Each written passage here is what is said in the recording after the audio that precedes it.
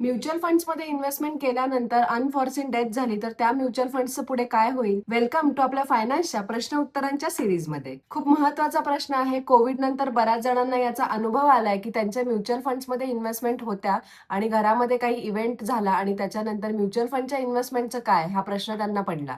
So त्यावर नक्कीच solution आहे. प्रत्येक म्युच्युअल फंड इन्व्हेस्टमेंट करताना आपल्याला कंपल्सरी नॉमिनी द्यावा लागतो. तो जो नॉमिनी असतो तो मायनरही असू शकतो, मेजरही असू शकतो. असा काही इव्हेंट झाला आणि ज्या व्यक्तीच्या नावावर म्युच्युअल फंड इन्व्हेस्टमेंट आहे ती व्यक्ती जर या जगात नाही राहील तर ती म्युच्युअल फंडची इन्व्हेस्टमेंट नॉमिनीच्या नावाने ट्रान्सफर होते. त्यासाठी काही डॉक्युमेंटेशन आपल्याला करावं लागतं.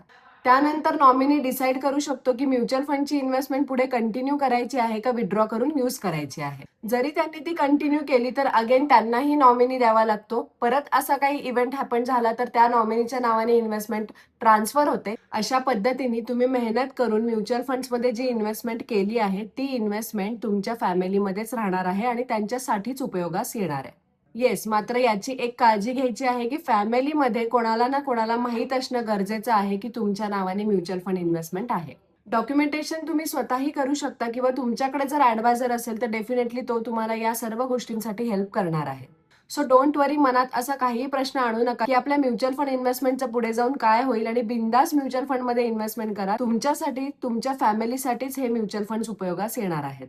तुमचेही असेच युनिक काही प्रश्न असतील आणि त्याच्यामुळे दुसऱ्यांचाही फायदा होणार असेल तर नक्की या रीलला कमेंट करून मला सांगा. मी लवकरच तुमच्या प्रश्नाचं उत्तर घेऊन येईल.